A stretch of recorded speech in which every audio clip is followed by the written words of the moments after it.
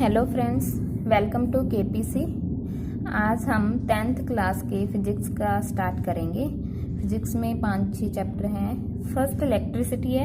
आज हम इलेक्ट्रिसिटी से स्टार्ट करेंगे, सीरीज टू सीरीज करेंगे। तो फिजिक्स का जो 10th क्लास 10 फिजिक्स स्टार्ट कर रहे हैं। Chapter electricity. देखो, सबसे पहले हम इलेक्ट्रिसिटी के बारे में बात करेंगे। इलेक्ट्रिसिटी है क्या? Electricity is an important source of energy in the modern time. Electricity का यूज़ किया जाता है हमारे होम्स में, इंडस्ट्रीज में, ट्रांसपोर्ट्स में। For example, electricity use in our homes for lighting, fans, for heating purpose. इन इंडस्ट्री में इलेक्ट्रिसिटी का यूज़ किया जाता है to run the various types of machines. Transport में electricity use to pull electric trains. Then अब हम electricity के लिए चार्ज के बारे में डिस्कस करेंगे। इलेक्ट्रिक चार्ज होता क्या है? जैसे हमने किसी प्लास्टिक कॉम को किसी टिनी पीसेज ऑफ पेपर के पास लेके आए, तो उस कॉम का उस पीसेज ऑफ पेपर के ऊपर कोई इफेक्ट नहीं पड़ा। जैसे हमने कोई भी प्लास्टिक कॉम ली, जब इस प्लास्टिक कॉम को पीसेस ऑफ पेपर के पास लेके गए तो इसके ऊपर कोई भी इफेक्ट नहीं दिखा, no effect. But if plastic comb को पहले रब किया गया ड्राई हेयर के साथ, फिर उसको लेके गए पीसेस ऑफ पेपर के पास, देन ऑब्जर्व क्या हुआ कि उस कॉम ने अट्रैक्ट किया पीसेस ऑफ पेपर को। तो कहने का मतलब है कि प्लास्टिक कॉम को जब पीसेस ऑफ पेपर के पास लेके जा रहे थे सीधा, तो उसके ऊपर कोई भी इफेक्ट दिख नहीं रहा था। जब प्लास्टिक कॉम को हमने रब किया ड्राई हेयर के साथ, तब हम पीसेस ऑफ पेपर के पास लेके गए तो कॉम ने अट्रैक्ट किया पीसेस ऑफ पेपर को। अट्रैक्ट किया मतलब कॉम में कुछ ना कुछ क्या प्रोड्यूस हुआ? चार्ज। और पीसेस में भी। तो रब करने से कुछ ना कुछ क्या प्रोड्यूस हो रहा है? चार्ज। तो इस चार्ज के कारण ही उस कॉम ने पीसेस ऑफ पेपर को क्या किया है? अट्रैक्ट किया है। तो हम चार्ज के बारे में डिस्कस करेंगे। चार्ज क्या है, कितने टाइप के हैं। तो जो चार्ज होते हैं वो 2 टाइप के चार्ज के हैं, 2 टाइप के हैं, 2 चार्जेस। एक होता है पॉजिटिव चार्ज, एक होता है नेगेटिव चार्ज।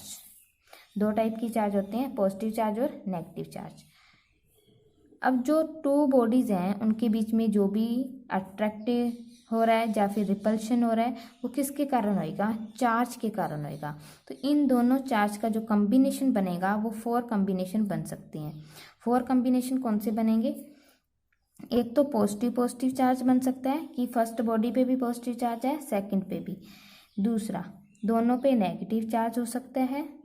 तीसरा, फर्स्ट ऑब्जेक्ट पे पॉजिटिव चार्ज और सेकंड ऑब्जेक्ट पे नेगेटिव चार्ज हो सकता है।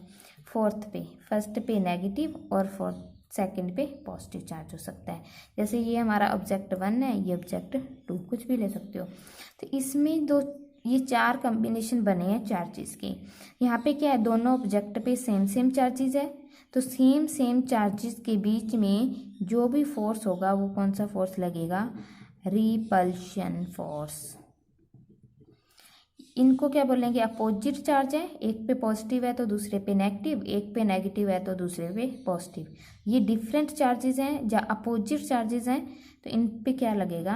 अट्रैक्शन। मीन्स जो रिपल्सिव फोर्स होता है वो किसके बीच में लगता है? बिटवीन सेम चार्जेस के बीच में। सेम चार्जेस बोलो या फिर लाइक चार्ज भी बोल सकते हैं, लाइक चार्ज। अट्रैक्टिव जो फोर्स है वो किसके बीच में लगता है? अपोजिट फोर्सेस, अपोजिट चार्ज के बीच में, या फिर बोलेंगे इसको अनलाइक चार्ज। क्लियर? अंडरस्टैंड? तो ये चार्ज कितने टाइप के हैं वो पढ़ा है हमने, और जो चार्जेस प्रेजेंट होंगे उन चार्जेस के बीच में कौन कौन सा फोर्स हो सकता है। तो एक रिपल्सिव फोर्स हो सकता है, एक अट्रैक्टिव हो सकता है। ये दो ही टाइप के फोर्स हो सकते हैं। इन जो फोर्सेस को हम बोलेंगे इलेक्ट्रोस्टैटिक फोर्स, क्योंकि जब भी तो चार्ज बॉडी के बीच में जो भी फोर्स होता है वो चाहे अट्रैक्टिव हो चाहे वो रिपल्सिव हो, उनको इलेक्ट्रोस्टैटिक फोर्स कहते हैं। ठीक है,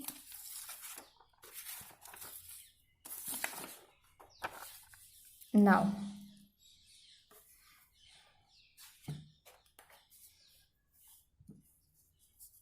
अब हम पढ़ेंगे कि जो पॉजिटिव, हमने कहा कि जो चार्ज है वो या तो पॉजिटिव होगा या फिर नेगेटिव होगा। ठीक है, जैसे हमने एक एटम के बारे में रीड किया हुआ है 9th क्लास में। एटम में क्या होता है, एक तो न्यूक्लियस होता है प्लस इलेक्ट्रॉन। एटम किससे बना होता है, न्यूक्लियस से प्लस इलेक्ट्रॉन से। इसका जो स्ट्रक्चर होता है वो कैसे बनता है, न्यूक्लियस और इलेक्ट्रॉन। अब ये क्या है, न्यूक्लियस है। न्यूक्लियस के अंदर कौन कौन प्रेजेंट होता है, एक प्रोटॉन एक न्यूट्रॉन। तो एक प्रोटॉन पार्टिकल हो गया, एक न्यूट्रॉन भी पार्टिकल, इलेक्ट्रॉन भी पार्टिकल।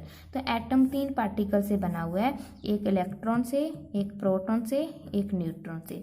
तो जो इलेक्ट्रॉन है ये दोनों तो न्यूक्लियस में प्रेजेंट होते हैं और ये न्यूक्लियस के बाहर रिवॉल्व करता है। इलेक्ट्रॉन पे कौन सा चार्ज होता है, नेगेटिव। प्रोटॉन पे कौन सा चार्ज होता है, पॉजिटिव। और न्यूट्रॉन पे कौन सा चार्ज होता है, 0। इसके ऊपर कोई भी चार्ज नहीं होता। तो ये जो प्रोटॉन प्लस न्यूट्रॉन है ये किस में प्रेजेंट होते हैं, न्यूक्लियस में। तो न्यूट्रॉन के ऊपर तो कोई भी चार्ज नहीं है, प्रोटॉन के ऊपर पॉजिटिव चार्ज है, इसलिए न्यूक्लियस के ऊपर कौन सा चार्ज आ गया, पॉजिटिव। और उसके अराउंड जो भी इलेक्ट्रॉन रिवॉल्व कर रहे हैं उसके ऊपर नेगेटिव चार्ज। ये तो थे कि पॉजिटिव चार्ज या नेगेटिव चार्ज।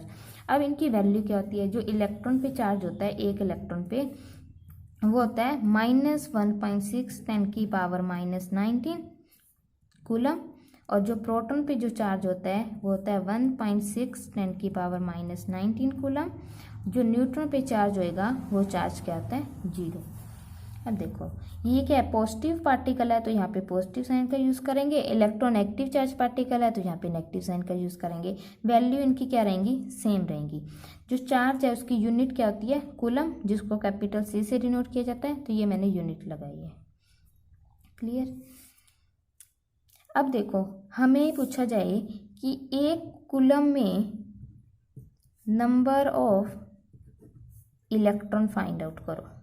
तो हमें क्या है, कूलम और इलेक्ट्रॉन की बात की जा रही है, तो हमें कूलम और इलेक्ट्रॉन के बीच में एक रिलेशन पता होना चाहिए। तो कूलम क्या है, चार्ज। तो एक इलेक्ट्रॉन में कितने कूलम चार्जेस है वो रिलेशन तो मैंने अभी बताया ही है। तो देखो कितना चार्जेस है, तो पहले इसको लिखो कि 1 इलेक्ट्रॉन में -1.6 10⁻⁻19 कूलम चार्ज है। एक कूलम में नंबर ऑफ इलेक्ट्रॉन निकालने हैं, तो यहाँ पे क्या है, एक कूलम लिखो। ये वाला जो भी मल्टीप्लाई में है ये क्या आ जाएगा, इसके डिवाइडेड में। तो 1/1.6 10⁻⁻19 इंटू इलेक्ट्रॉन। तो एक कूलम में इतने नंबर ऑफ इलेक्ट्रॉन हो जाएंगे। इसकी वैल्यू जब निकाल लोगे तो इसकी वैल्यू आएगी 1 coulomb is equal to 6.25 into 10⁻18। ये मैंने माइनस साइन यहाँ पे यूज़ नहीं किया क्योंकि नंबर ऑफ इलेक्ट्रॉन माइनस में तो ना रिप्रेजेंट करेंगे, वो तो पॉजिटिव में रिप्रेजेंट करेंगे। तो यहाँ पे पॉजिटिव क्वांटिटी ले सकते हैं यहाँ पे, इसलिए मैंने माइनस का यूज़ नहीं किया। तो एक कूलम में नंबर ऑफ इलेक्ट्रॉन आ गई ये वाले। ऐसे प्रोटॉन में पूछें तो प्रोटॉन में एक प्रोटॉन में देख लेंगे कितने कूलम चार्जेस है या कूलम में कितने प्रोटॉन है।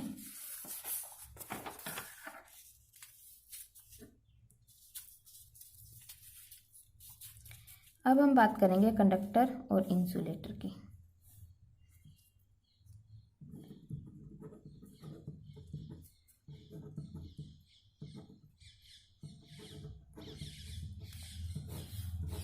कंडक्टर और इंसुलेटर क्या है, कंडक्टर क्या होता है, जो क्या करे, कंडक्ट करे इलेक्ट्रिसिटी को। कंडक्टर क्या होते हैं, जिनमें से इलेक्ट्रिसिटी पास होती है। और इंसुलेटर जिसमें से इलेक्ट्रिसिटी पास नहीं होती। तो कंडक्टर में जो इलेक्ट्रिसिटी पास होगी इसके कुछ एग्जाम्पल, जैसे metals, silver, copper, aluminium. Insulator के एग्जाम्पल कौन से होंगे, जैसे प्लास्टिक, रबर, इनमें से इलेक्ट्रिसिटी पास नहीं होती। अब कंडक्टर में जो इलेक्ट्रिसिटी पास हो रही है वो किस कारण हो रही है, तो जो कंडक्टर में इलेक्ट्रिसिटी पास होती है due to flow of electron के फ्लो होने से इलेक्ट्रिसिटी पास होती है। इसका मतलब जो कंडक्टर है उसमें इलेक्ट्रॉन क्या होते हैं, फ्री मूव करते हैं, इंसुलेटर में नहीं करते। जैसे अब हम करंट के बारे में पढ़ेंगे, कंडक्टर में करंट फ्लो होएगा तो कंडक्टर में करंट फ्लो होता है उसके बारे में रीड करेंगे।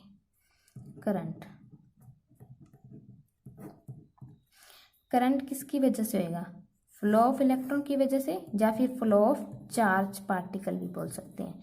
तो कंडक्टर में जो इलेक्ट्रॉन होते हैं वो फ्रीली होते हैं। 9th क्लास में पढ़ा होगा मेटल नॉन मेटल के बारे में। तो कंडक्टर में इलेक्ट्रॉन फ्री होते हैं, इसीलिए वो मूव करते हैं, इसीलिए उसमें करंट पास होता है। इंसुलेटर में जो इलेक्ट्रॉन होते हैं वो न्यूक्लियस से टाइटली बाउंडेड होते हैं, तो इलेक्ट्रॉन फ्रीली मूव नहीं करते, इसीलिए उसमें करंट पास नहीं करता। तो करंट होता क्या है, rate of flow of charge. Rate of flow of charge is called current.